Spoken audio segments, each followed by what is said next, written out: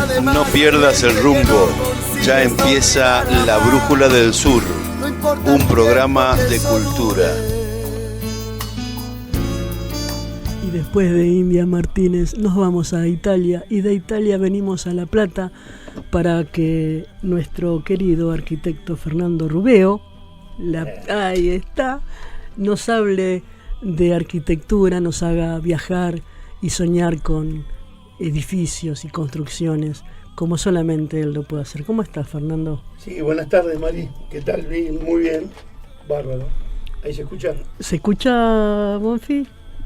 Sí. Yo no escucho bien. ¿Ahí? Ahí, ahora sí. Bárbaro. Gracias, Bonfi. Hola, buenas tardes. Bien, bien, muy bien. Con ganas de charlar un rato. No, charlar mejor no. Habla vos. Bueno. ¿Qué nos traes para aprender hoy? Estaba pensando de que estuvimos viendo un poco cómo se generó, digamos, el Imperio Romano y Grecia y Roma, pero no hablamos en sí, que fue una idea que estuve generando, tratando para venir hoy a hablar y a ver si nos sirve un poco a todos. Es también cómo se generó el Imperio, pero ¿por intermedio de qué? ¿Qué elementos constituyeron esa creación de ese imperio colosal que hizo de que se difundiera por todo el mundo? Y además también cómo se propagó en la Edad Moderna, ¿no? Uh-huh. Tanto como en el Medioevo como la Edad Moderna. Y eso va vinculado a X cantidad de invenciones de la ingeniería romana, que como te dije anteriormente fue extremadamente colosal. Y bueno, por intermedio de eso, bueno, yo lo que quería hablar es, bueno, cómo se genera, digamos, la expansión del imperio y cómo fue, porque nosotros estuvimos hablando la otra vez del Panteón, hablando de lo que era la iglesia de San Pedro, uh-huh. Pero claro, pero es como que salteamos un paso, por eso traté de yo cómo vincular y procurar de hilvanar esa conducción, el hilo conductor, porque si no la gente que no conoce, hablamos de grandes obras, pero no de cómo fueron construidas o cómo fueron los principios de esa generación. Bueno, ellos fueron, cuando empiezan el Imperio Romano, antes, siglo III, siglo IV, antes de la era cristiana, se empiezan a expandir, y como dijimos en su momento, el primer colonizador fue Rómulo, bueno, pero para no hablar de él, y bueno, empiezan a hacer las construcciones y cómo ellos expandían el imperio. El imperio fue el norte de África, fue la Britania, fue España, fue bastante parte de Europa, una tercera parte del mundo estuvieron vinculados a ellos. ¿Cuáles fueron los puntos estratégicos de las invenciones como para expandir y hacer grande al imperio?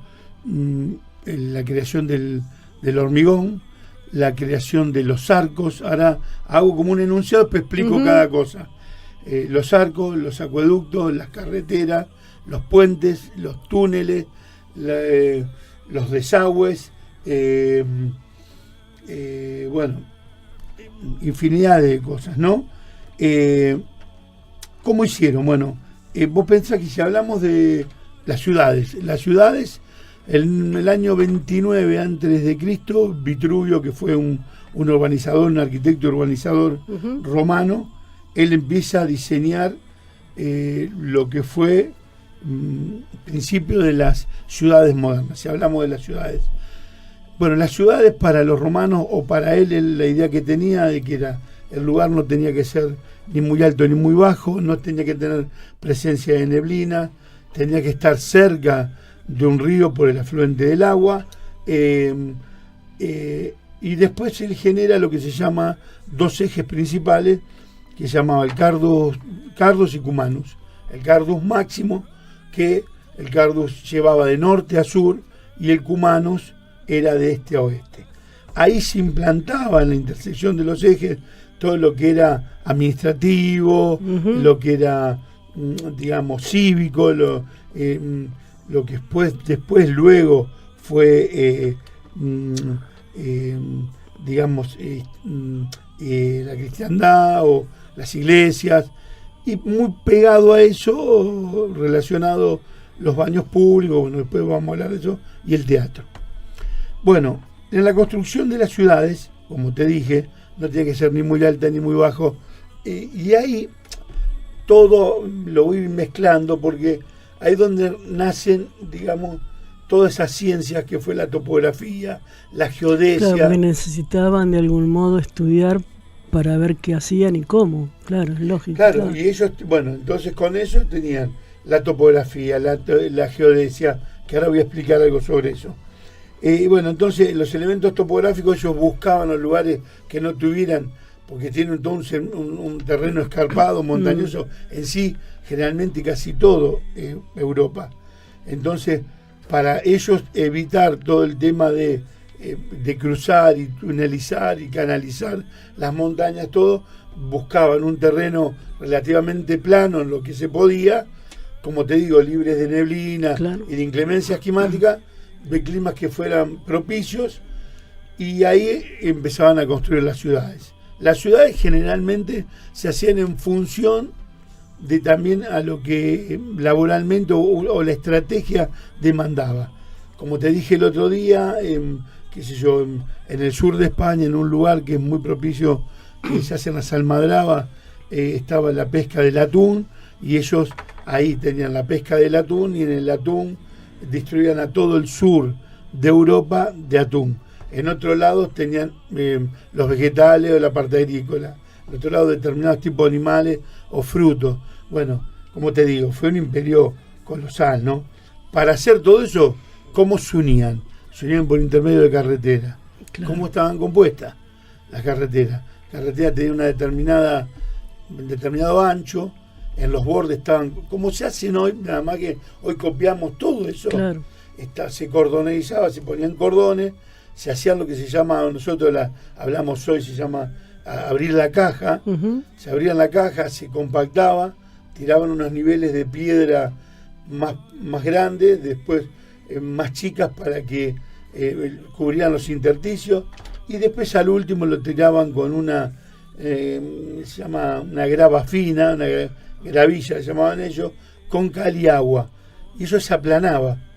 Entonces, claro, después pasaban, vos pensás que en todo el imperio ellos llegaron a tener 640.000 kilómetros de rutas. Claro, y esas rutas las usaban para trasladar armamento y, claro, necesitaban algo fuerte. No, el armamento, después los comercios, el comercio, claro, tenían más, bueno, ahí está. Estamos hablando de las carreteras. Las carreteras las utilizaban para desplazarse a las ciudades. ¿Cómo estaban constituidas un poco las ciudades? Bueno, cuando tenían que hacer, digamos, estructuras que tenían determinados volúmenes, ellos son los creadores del arco. Ellos se dan cuenta que con el arco cubren determinadas dimensiones, pasando a poder transitar, digamos, con pesos muy grandes, donde pasaban los ejércitos. Ajá. Bueno, entonces empiezan las carreteras, están los arcos, la creación en el arco más que todo ya eran mampuestos, se llama sillería eso. En el mampuesto de la sillería eran rocas muy bien pulidas, sin mortero, pero cuando ellos tenían que utilizar grandes luces y columnas y lugares, utilizaban un mortero, que el mortero creado por ellos es tan o más rígido que el que utilizamos moderno, porque era fibras o arena volcánica, que la arena volcánica tiene mucho compuesto de carbono y metales, el agua y la cal. Que ese hormigón, que se llamaba puzzolane, ese hormigón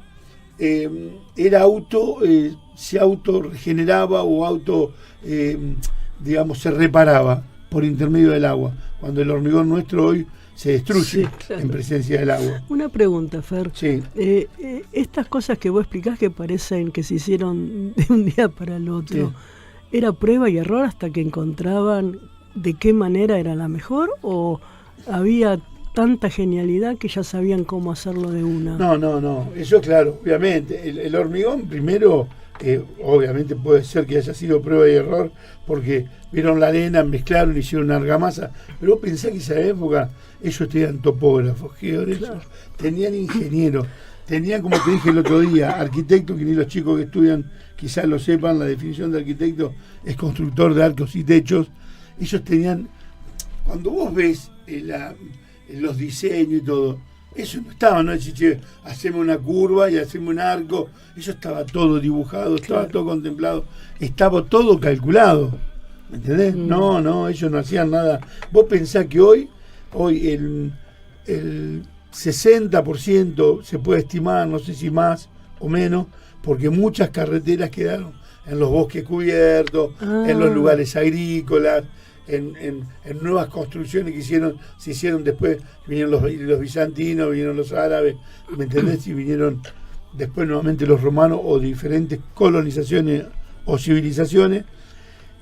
Y no todas esas carreteras, pero muchas carreteras, ponele, de España, de Italia, vos vas transitando y te dicen, esta es la avenida de Adriano, esta es del puente de tal. Mirá. Claro, viste, claro. Bueno, Augusto en el 23 antes de Cristo, porque como cada emperador tomó más, uno las carreteras, otro los arcos, otro las grandes obras. Bueno, Augusto fue el creador de los grandes acueductos. Uh-huh. Los acueductos, o sea, él cree que el agua de todas las invenciones romanas y todo, y después se comprueba que es real, que el agua fue el punto fundamental para hacer todo lo que se hizo del imperio. Claro. Bueno, ¿qué pasa? El agua, decían que si el agua tenían ríos y los ríos no eran, digamos, perfectamente potables, porque tenían, viste, cosas bióticas, ramas, esto, lo otro. Bueno, el agua de lluvia generaba microbios. ¿Y dónde sacaban el agua? De los manantiales. ¿Dónde absorbían los manantiales? De las montañas nevadas. Claro. Entonces ellos empezaban a hacer el acueducto desde ahí. Pero vos decís, bueno, ¿cómo trasladaban todo eso a una ciudad tan escarpada, con tantas montañas, con tanta altura? Bueno, ahí ellos, donde se crea la geodesia, ¿me entendés? Porque ellos tenían un instrumento, que como si fuese el teodolito hoy, que era donde marcaba las alturas, y bueno, era una plantilla circular que, de acuerdo con unos plomos, le va dando, cuando vos vas dando, entonces iba marcando en un punto, interpolaban el punto superior de las montañas, y de ahí interpolaban dónde les convenía pasar el acueducto. El acueducto, si vos, es como pasa con la cloaca hoy, en la actualidad, por eso ellos saben tanto de la hidráulica, ¿no? Son los más capos. Porque ellos decían, bueno, que los ingenieros decían que si una pendiente era poco abrupta o no tenía la pendiente necesaria, pasaba el agua, pero no con mucho caudal, y generaba sedimento hasta poder tapar el acueducto. Entonces tenía que venir abruptamente para que venga el caudal y no deje sedimento. Pero eso había inconvenientes, porque eso lo que podía producir es el desbaste de las piedras que eran abajo por tanta erosión. Entonces tuvieron que calcular exacto, ponerle para 10 kilómetros por kilómetros no tenía que tener topográficamente una pendiente mayor, o sea, lo menor era 10 centímetros y lo mayor 50. Y vos me decís, ¿cómo los tipos calculaban eso en tantos kilómetros entre el medio de las montañas? Entonces, en algunos momentos decían, bueno, todo este circuito serpenteado era el más inconveniente, pero nos llevaba más tiempo y más dinero. Entonces en algunos lados se interceptaba para que sea menor, pero para eso había que hacer arquerías, ¿entendés?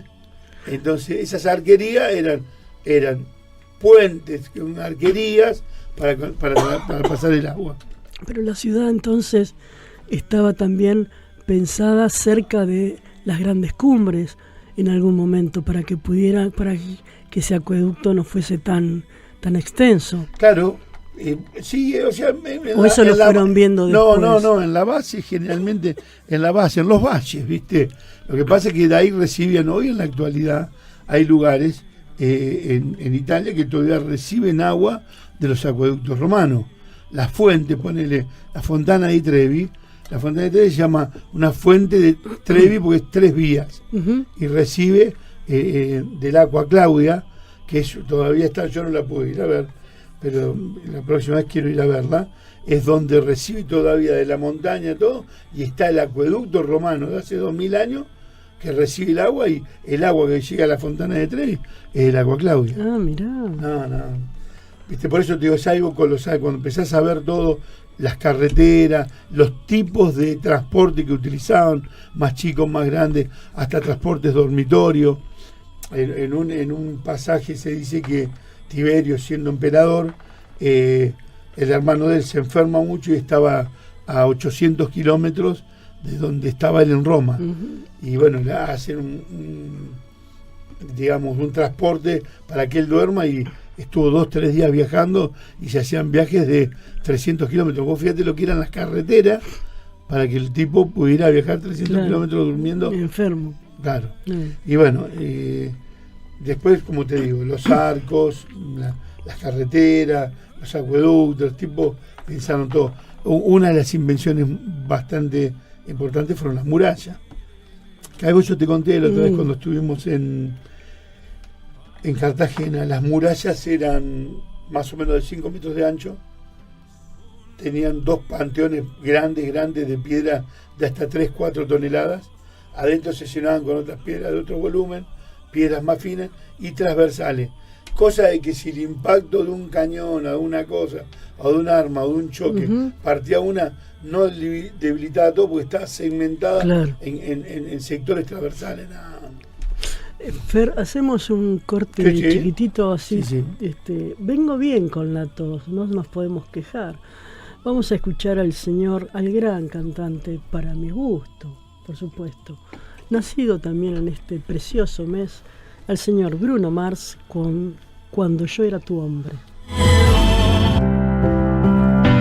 Seguimos escuchando y aprendiendo de arquitectura. Antes que termine la columna de Fernando, ya lo sabe él, pero para comprometerlo más al aire y públicamente, el miércoles 17 de diciembre, que será nuestro último programa del año, de este 2025, que nos ha encontrado bastante bien de salud, a pesar de algún que otro día. No, ya pensar en diciembre, un golazo. Bueno, en otro momento fue como ahí, pero bien, por eso digo. No llegamos. Re bien. El año pasado habremos hecho 2 meses a todo trapo, o 3. Es que por eso digo, no, re bien. Este año venimos una pinturita. No sé, porque este año nos tendrían que haber dado algún premio, porque a la continuidad nosotros ligamos premio cuando no nos lo merecemos, pero bueno, no importa. Decía que los columnistas de este año, que son Silvia Andrés de Psicología, Fernando Rubeo de Arquitectura y Ángeles Maldonado de Poesía, van a estar cerrando el 17 de diciembre el programa. No sé si hablando de su especialidad, pero charlando. Vamos a estar tratando de compartir lo que fue este año para ellos en la radio, unos más con más tiempo, otros con menos tiempo, pero bueno, sacando a Silvia, que ya es una abonada, hace como 4 años que está con nosotros, Ángela y Fernando son nuevitos, así que bueno, a ver cómo estuvieron viviendo estos miércoles, así que los vamos a volver a tener. Hoy no es el último encuentro con Fernando, y el miércoles que viene Ángela Maldonado, y tampoco será el último encuentro. Pero dicho esto, que no le importa a nadie más que a mí, vamos a seguir escuchando qué geniales que eran estos tipos, los romanos, y pensar que nosotros venimos de ahí. Claro, sí, obvio. Una gran parte de nuestro país es de inmigración italiana. Bueno, yo no, pero bueno, vos sí, por ejemplo. Yo todos. Padre, madre, abuelo, claro. todos. Ah, ¿de parte de tu mamá también? Claro, sí, mirá. Sí, mamá era hija italiana. Mamá nace acá, pero mis abuelos italianos, mi papá italiano, obviamente mis abuelos por parte de él también, todos italianos. Ah, mirá. Y debes tener cierto orgullo, sí, cierto no, un gran orgullo. Sí.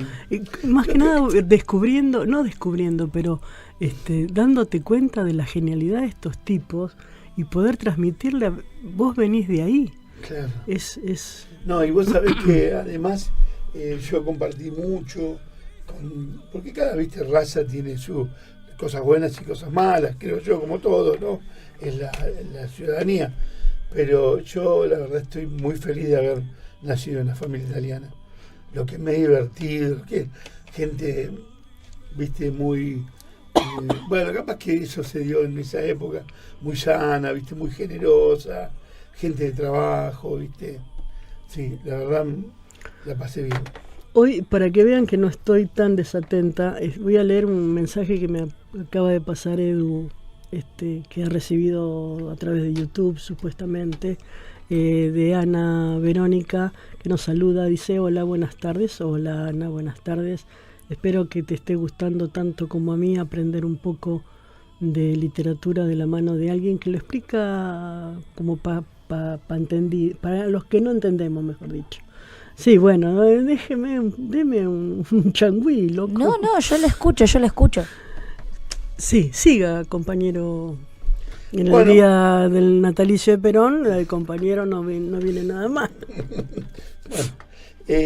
Bueno, qué sé yo, te comentaba un poco, para que ya habíamos hablado de un poco de la construcción de cómo era el imperio y todo, pero me pareció que era oportuno hablar de cómo fue la ingeniería romana y el alcance que tuvo, ¿no? Para mí fue algo, porque también, qué sé yo, no sé si hablamos hoy para hablar tanto de lo puntual, qué sé yo, cuando hicieron las murallas para contención de las guerras, todo decir, pues esta muralla tenía 17, 20 metros.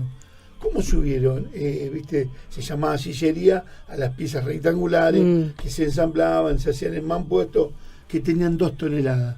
Claro. Bueno, vos fíjate, los tipos tuvieron que armar todas las grúas y todo lo que grúas y todo, y montaje con soga y todo, para elevar eso y estar perfiladas para llegar, y que vos ves una muralla y decís, no puede ser que este tipo tuviera la perfección.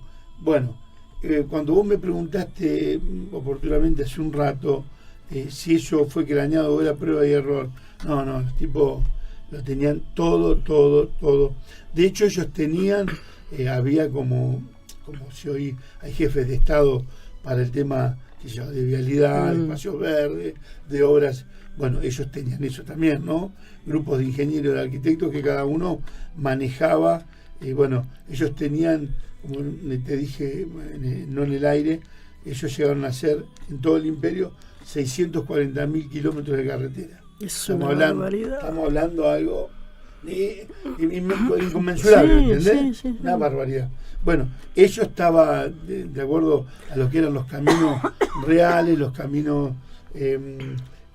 chicos, o digamos que eran de ciudades o pueblos, todo. Bueno, y yo te decía cuando no estábamos al aire que hoy un 60% todavía está más o menos estimado, que hay rutas sobre rutas hechos sobre rutas romanas. Claro. Porque suponete, ellos tenían que canalizar y pasar a un lugar. En esa intersección de la carretera había montañas. Esas montañas, no es como ahora hay dinamita, se hace por electrocoso, por tensión, por pasarse con láser. En ese momento era, a pico y pala. Y todavía hay lugares que, porque yo estoy en eso, esta persona no se da cuenta, como vos te das cuenta en lo tuyo, que cuando vos vas pasando hay como rasgada la roca, que esa roca rasgada era de cuña y estaba hecho todo a pico, a piquete. Claro. ¿Me entendés? Y vos decís, estos tipos lo que elaboraron para hacer esto. Muchas más están dadas en Francia, no tanto en Italia, pero más en España, en Francia, mismo en la Britania, hay muchas carreteras que todavía están hechas sobre... Pero son originadas con el pensamiento romano, digo. Sí, no. Fue algo están que... sobre la carretera romana. Claro. Expandida, porque ponerle, la carretera romana tenía las que eran vinculares o de trazado, que eran regionales, de 4 metros, para que pase el ejército. Claro. En 4 vías. Y las otras de 6 metros. Vos pensás que hoy una calle común tiene 9,80, bueno, una vía más grande, bueno, pero estuvieron fundadas sobre el sustrato romano, ¿me entendés? No. Una pregunta que no sé si, porque hoy los nombraste, los cordones, desde la ignorancia total, Sí. perdón que haga una pregunta No. bastante boba tal vez, ¿cuál es la función o cuál era también la función del cordón? ¿Para qué sirve? No. Además de para sentarnos a tomar un... No, el cordón en Un esa mate. época, bueno, ellos lo diseñaron, porque bueno, hoy está en la actualidad en los pueblos de la montaña, en los Alpes italianos. Los cordones eran obviamente para contener el tránsito que hacía, Ajá. porque si vos no contenés con el peso se del va tránsito, expandiendo. se va expandiendo, Claro. entonces era para contener. Ese cordón, ¿dónde va?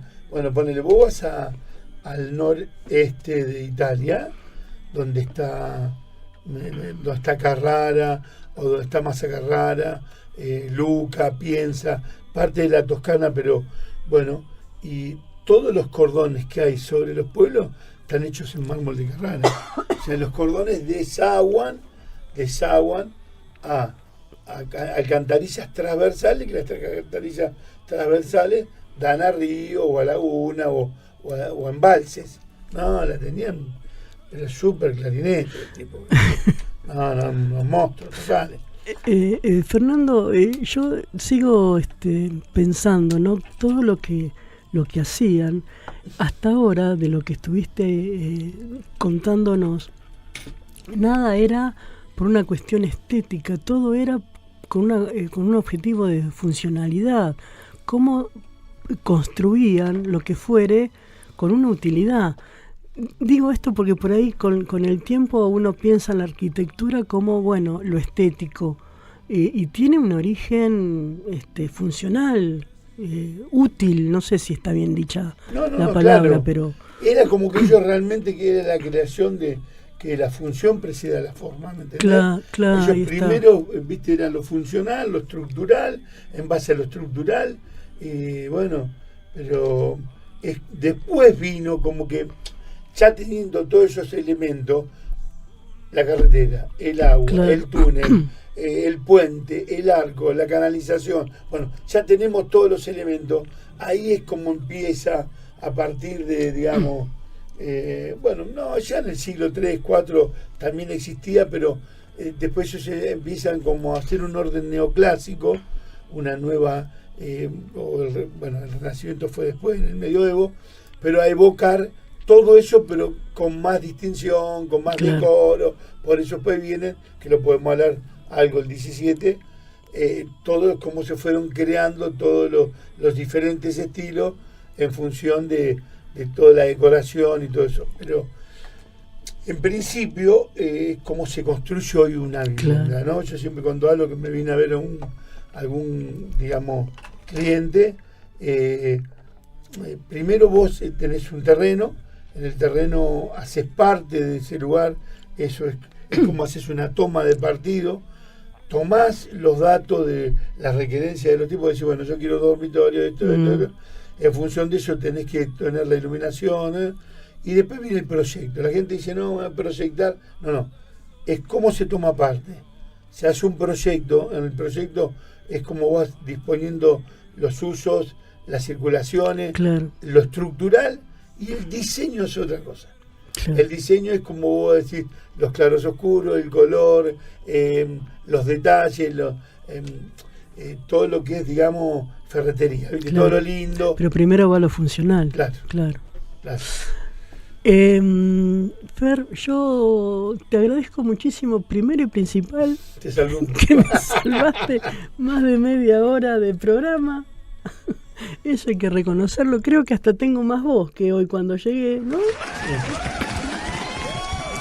No, y además, en serio, Fer, lo fácil que haces las cosas difíciles, eso, No. eso me gusta. Yo que no entiendo nada, te entiendo, así que esa es la medida. Fer, nos vemos el 17 de diciembre. obvio, sí. 1.000.000 de gracias. No, gracias a vos.